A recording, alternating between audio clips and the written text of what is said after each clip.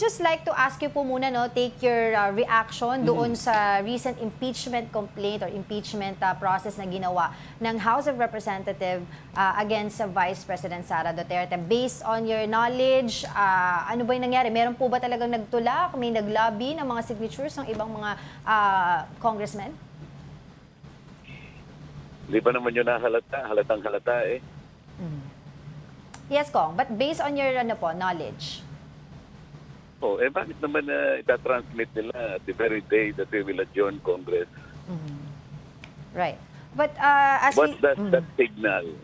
Ano ang gusto nila palabasin? What were they trying to prove? Yeah, base po sa inyong knowledge pa rin po, no? Sino po ba yung nakita niyo po talagang nagtulak nitong impeachment complaint na ito, itong fourth impeachment complaint? Lahat naman ng action na nangyayari doon comes from the leadership. Wala namang isang tao doon na magpapanukala. Tingnan po ninyo yung mga naunang tatlo, ni hindi man lang nila ginalaw, wala man lang na-refer sa Justice Committee, which is also one of the rules, no? Paano? Alam nila kapag sa Committee on Justice nila pinalabas yun, magtatagal yun because there will be determination of form and determination of substance. Ngayon, iniisip nila on the last day siguro, I do not know what they were trying to prove there.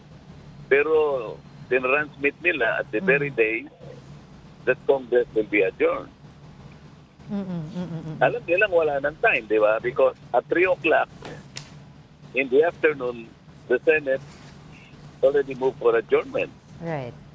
So, ano sinabi ng Senate President? Tatalakayin on June 2. Is there a time? Wala na, di ba? Kung alam po natin ang Mindanao ay baluarte ng mga Duterte, para base po doon sa mga pumirma nitong impeachment complaint against VP Sara, 41 out of 60 na lawmakers po na mula po sa Mindanao region ang nag-back nitong impeachment complaint na ito. What are your thoughts on that? Dapat siguro sila yung tinanong natin, di ba? 41 of them signed the impeachment complaint. Totoo ba na nabasa nila yon? At totoo bang pinaniniwalaan nila yung grounds cited in the impeachment complaint? Ba kasi pagkatotohanan na, tinanong mo sila kung talagang alam nila yon. Because when they signed that, meron silang pinanagutan na, meron silang sinumpaan doon. They subscribe to the truthfulness of the document attached to the complaint based on their own personal information. But Baka isa man sa kanila, walang makasagot kung alam nila talaga yung mga dokumento behind the impeachment complaint. Right. Pero kayo po, Kong, do you believe po that President Marcos has no hand in the impeachment of VP Sara? Tulad po nung kanya pong nasabi na kahit na po na number 1 nga po na pumirma, unang-una sa listahan, etong si Congressman Sandro Marcos. I still would want to believe that. Kasi sinabi niya yun eh. You remember about several weeks ago, sinabi niya, this is a tempest in a teapot. It's a storm in a teapot. It is nothing. It will serve nothing. It will not even contribute to the benefit of even one life of a Filipino. I don't think the President will say that. It did not come from his heart. Ang problema, yung salita niya na yon, ay hindi naman dininig ng makinaukulan. Alright, Congressman, this is Angelo. No? May iba pa tayo ng konti. Good morning. You were quoted as saying that there's no such thing as the West Philippine Sea. What did you mean by this, Congressman, exactly? Para medyo malinaw po sa atin lahat. Ang sinasabi ko dyan, technically speaking, yung West Philippine Sea, tayo lang ang kumikilala doon. Yes. Sapagkat yun ay nagsimula nung pumunta rito yung Secretary of State Hillary Clinton na siyang nagbanggit ng West Philippine Sea. So mula doon ay gumawa ng executive order yung dating Pangulong Pinoy at doon ay sinabi niya na meron tayong West Philippine Sea. Alam mo naman yung mga kababayan natin, imbes na pakinggan nila yung katwiran, paano kasi yung isang Commodore bigla na lang nagsalita na ako ay traitor. Saan ka naman nakakita ng Commodore na ganyan? Kung Commodore siya talaga, basahin niya yung libro kung saan nakasulat ang lahat ng karagatan dito sa planetang ito. Yes. Meron ba siyang mababasa ang West Philippines? Hindi ko sinasabing huwag tayong magkaroon ng ganung katawagan. Pero ang sinasabi ko, yung West Philippine Sea, ito yung exclusive economic zone. Kaya ko lang sinabi yun sapagkat nung pinatawag ang mga vloggers, ginagamit daw yung kung sino-sinong vloggers, mga fake news. At sabi ng CICC, kailangan i-educate natin ang mga Pilipino. Okay naman yun, sabi ko, tama na educate natin ang Pilipino sa komplikasyon at sa complexities ng bahagi na yan ng ating karagatan sapagkat marami ang hindi nakaka-intindi dyan. Kung magpa-vlog sila, hindi nila alam ang tuntunin at pinagmumulan, napapahiya lang tayo kasi hahanapin ng mga vloggers ng ibang bansa halimbawa, ano ba yung pinagtatalungan ng West Philippine Sea? Hindi naman nakasulat yun Pero kahit walang pangalan yun, Angelo, gusto kong ipakita, ipaalam sa lahat ng mamayan, kahit wag nating pangalanan yun, atin talaga yun. Yun ay ating exclusive economic zone. Ang gusto ko lang, ipagtanggol natin ang ating sariling atin nang hindi tayo emosyonal at hindi tayo ignorante. Pipilitin natin tayo lang ang gumawa ng West Philippines. Tayo nagkakaintindihan tayo. Pero yung world community, the community of nations, pagka tiningnan nila yung South China Sea, wala silang makikitang West Philippines Sea sapagkat hindi naman natin pinasulat doon sa International Hydrographic Organization. Pero yun yung nagtatala talaga. Yes.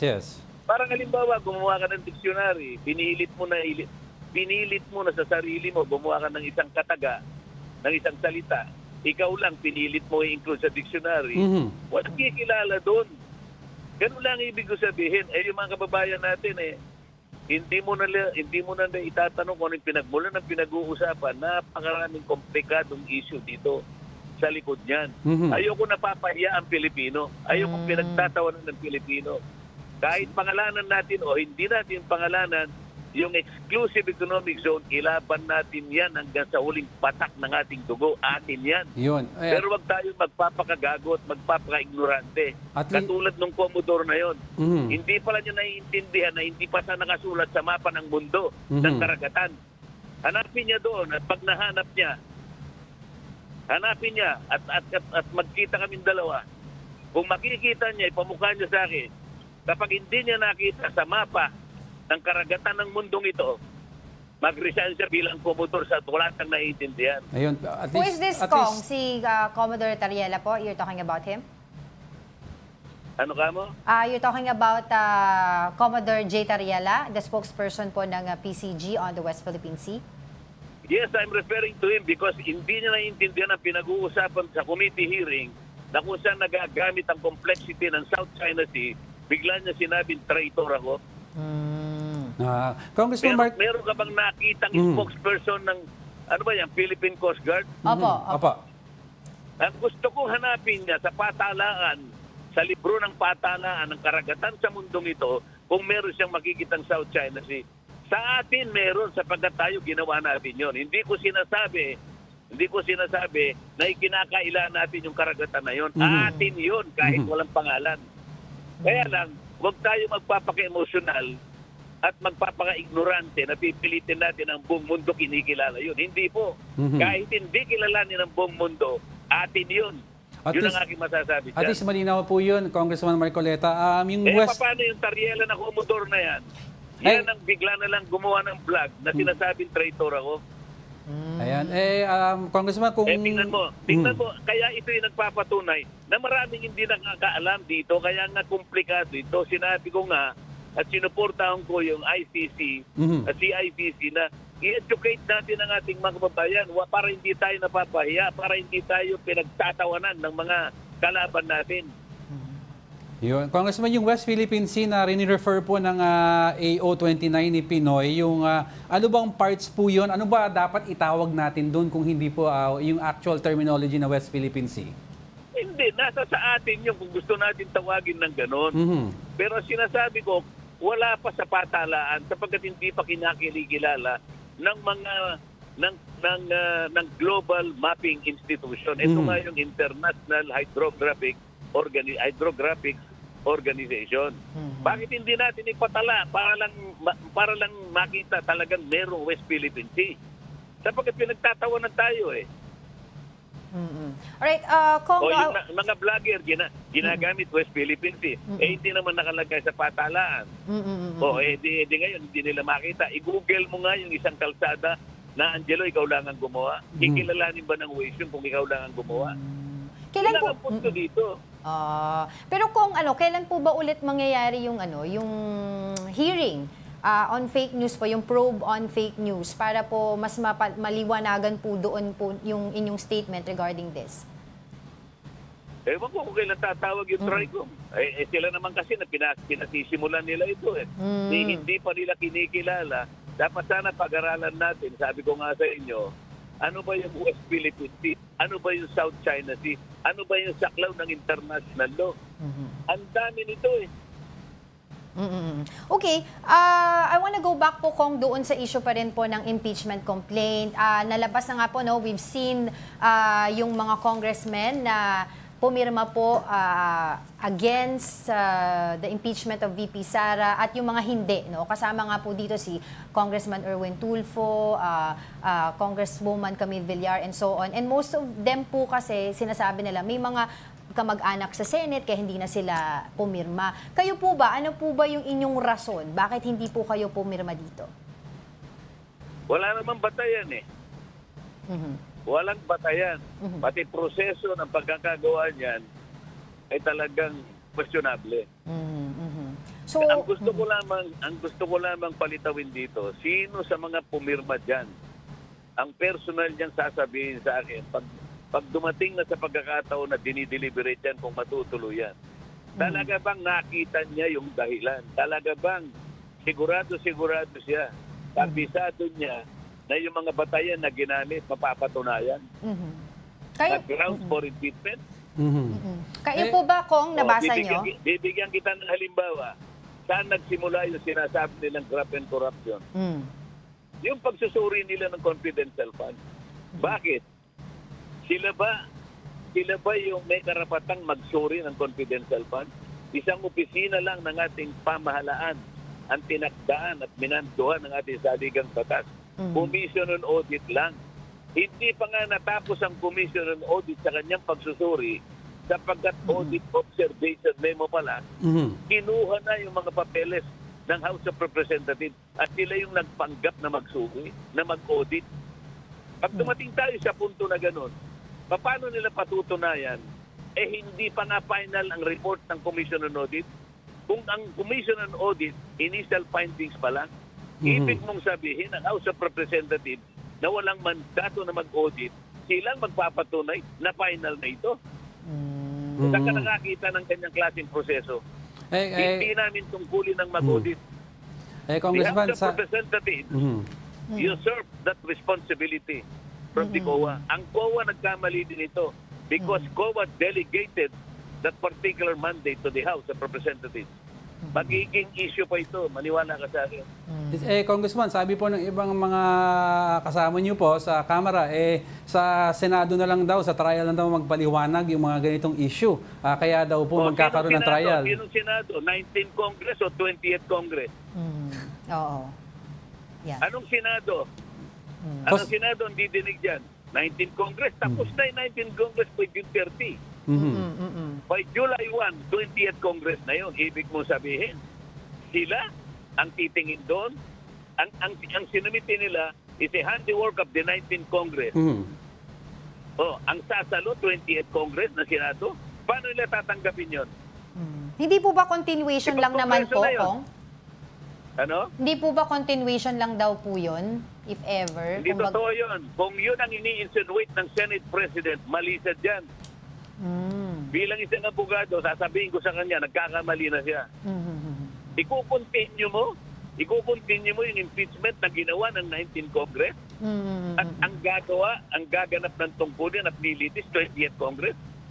Saan ka nakakitang pangangatwiran na yan? Alright, Kong, siguro po panghuli na lang po, you are known ally of the Dutertes. I am not a known ally of the Dutertes. Ang ginagawa ko ay tungkulin ko para sa atin kung ano yung katwiran. Napagkakamalan ako ng ganon sapagkat katwiran ang akin nilalabas. I am running as an independent senator. But sa tingin niyo po ba, may lusot itong impeachment po na ito? Or ano pa po ba ang dapat? Paano lulusot yan? Magtatapos ang 19 Congress sa June 30. At ang susunod na Kongreso ay 20th Congress. Tatanungin ko ang Senate President, paano tatalakayin ng 20th Congress ang kagagawa ng 19th Congress? Isasabihin niya, it is a continuing activity. O palabasin niya kung anong doktrina ang gagamitin niya dyan. Bakit? Nagbago ba? Ibig ba sabihin, hindi nagbago yung kagagawa ng 19th Congress?